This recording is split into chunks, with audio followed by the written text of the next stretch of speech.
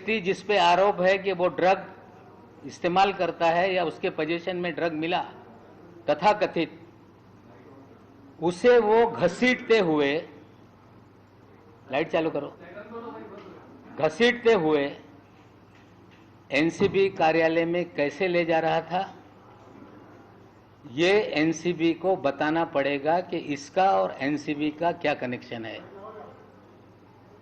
दूसरा एक वीडियो मैं आपको दिखा रहा हूं। जो दूसरा एक आरोपी है, अरबाज सेठ मर्चेंट, उसे भी एनआई ने फीड रिलीज की, जिसको एक व्यक्ति पकड़ के एनसीबी कार्यालय में ले जा रहा है।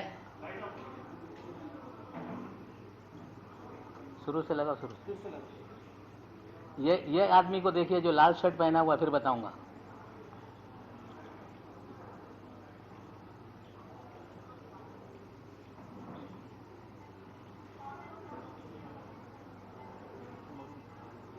जो मरून शर्ट वाला है, मैं इसको दे देता हूं, आपको देख लेना आप लोग।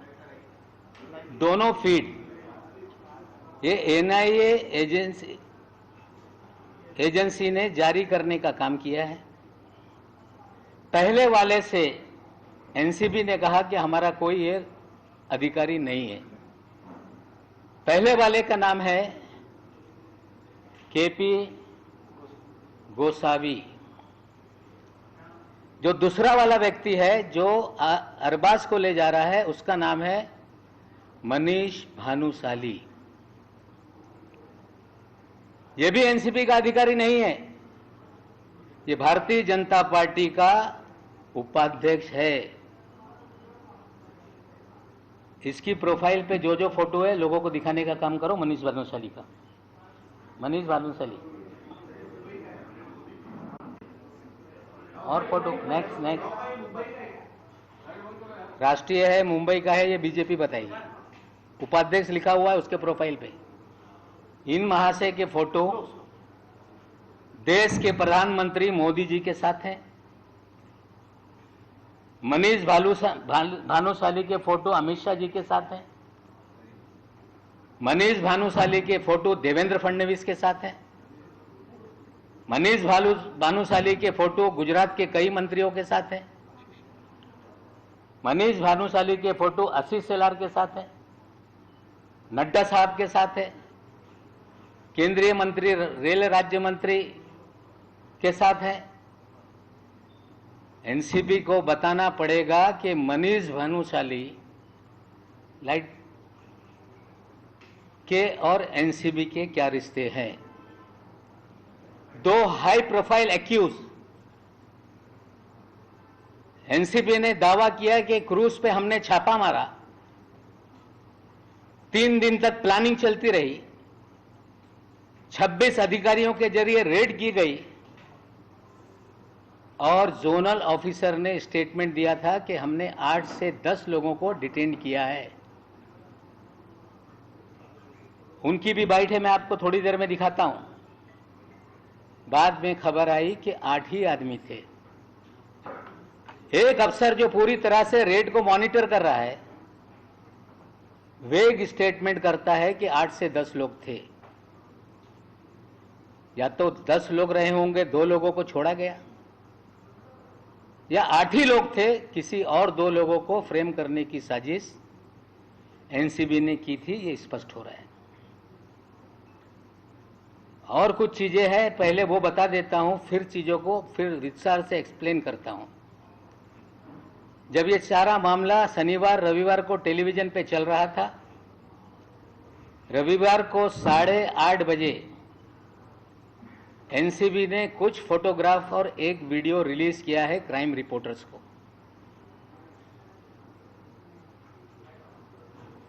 यह है वो फोटो। ये सारे फोटो कई चैनल पे चलाए गए। क्लेम किया गया कि इसमें चरस है, क्लेम किया गया कि इसमें कोकीन है, और फोटो क्लेम किया गया कि इसमें कोई केमिकल की टेबलेट्स है, और ये हमने सीज किया है। किसी भी रेड में सीजर करते समय उसका एक प्रोसीजर है, एनडीपीएस एक्ट में भी प्रोसीजर है। खबरें प्लांट की गई कि क्रूज से हमने पकड़ा है, लोगों के पास से हमने ये बरामद किया है। ये कोई भी मामला जो सैंपल के फोटो जारी किए गए, ये दिल्ली के एनसीबी से लोगों को जारी किया गया है। ये फोटो किसी क्रूज के नहीं है, ये फोटो किसी क्रूज टर्मिनल के नहीं है, ये फोटो जोनल डायरेक्टर के केबिन के अंदर के फोटो हैं। उसकी भी एक छोटी वीडियो आपको दिखाता हूं। वीडियो चला, वीडियो।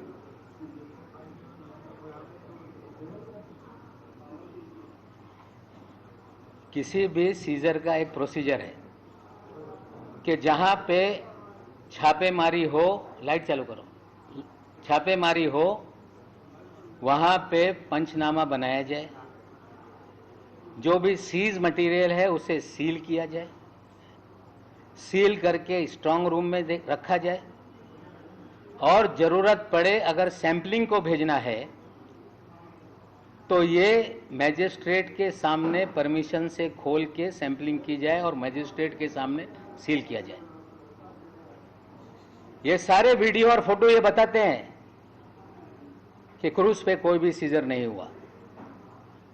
ये सारे वीडियो फोटो बताते हैं कि ये वीडियो जोनल डायरेक्टर के कार्यालय का है।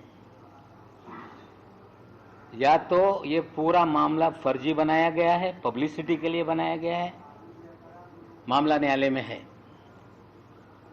जिनके खिलाफ मामला है वो कोर्ट के सामने अपने तथ्य रखेंगे। लेकिन पहला सवाल मेरा ये है एनसीबी से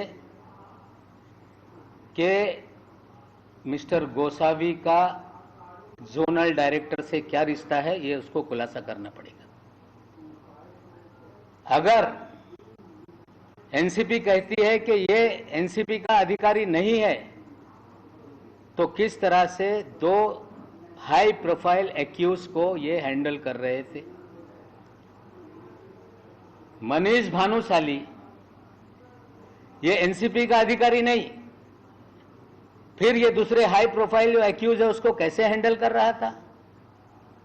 सवाल ये उठ रहा है कि क्या एनसीबी को अधिकार है कि प्राइवेट लोगों को हायर करके या उनकी मदद से रेड की जाए?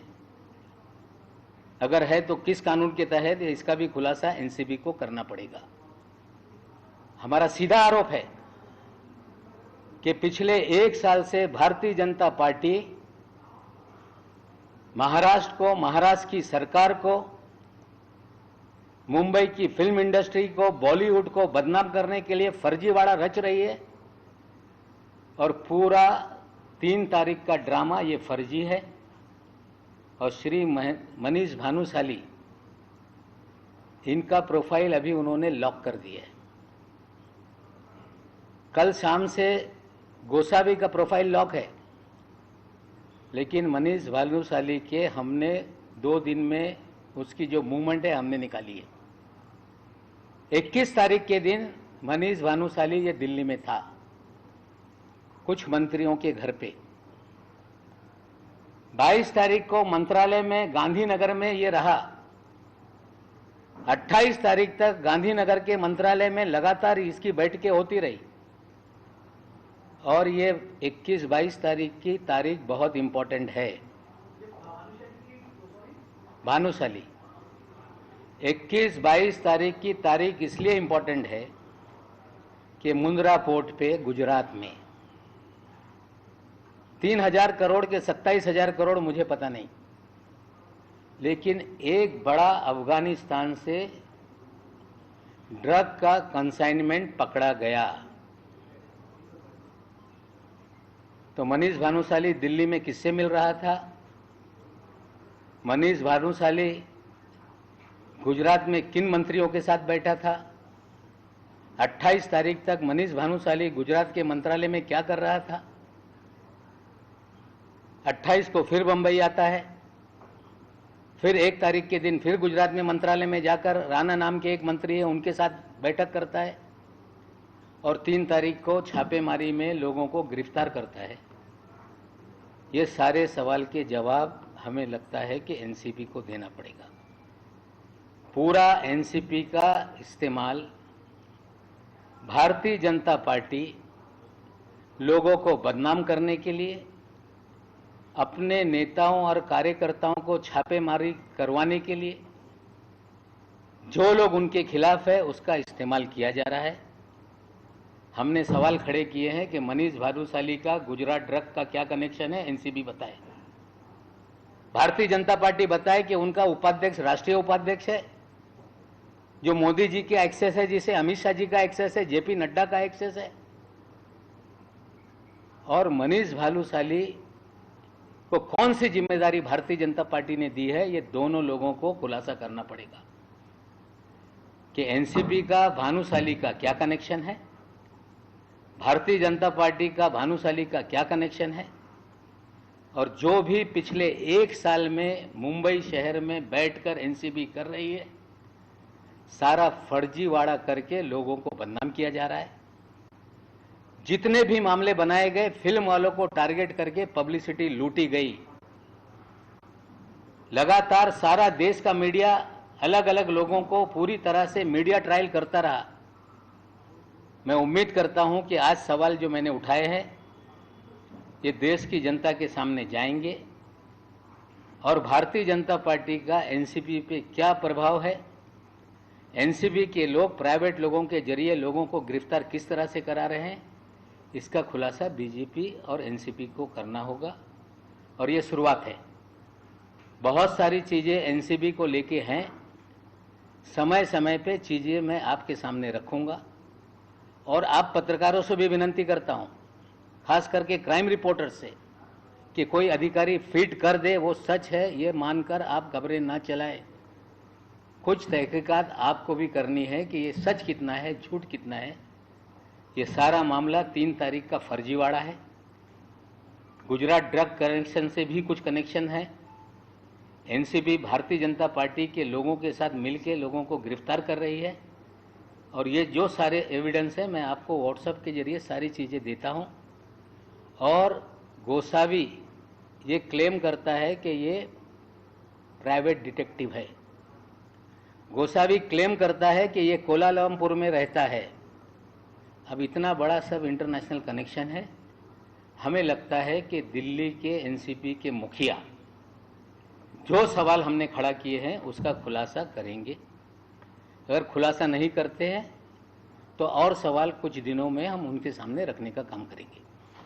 सर एक चीज यहाँ पर ये है कि ये भी सवाल उठेगा कि चूंकि आपके दामाद को भी गिरफ्तार किया गया था, इस वजह से जानबूझकर चाहे आप या फिर पार्टी के नाम पर एनसीबी को टारगेट किया जा रहा है, एक चीज।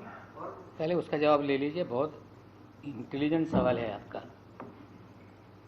13 जनवरी के दिन 12 जनवरी को रात में हमारे दामाद को एक सम्मन आया। 13 जनवरी को कॉल किया गया, सुबह 10 बजे बुलाया गया था, पौने 10 बजे वो हाजिर हुए और ऐसे सारे कैमरे लगे थे और उस समय भी खबरें प्लांट की गई।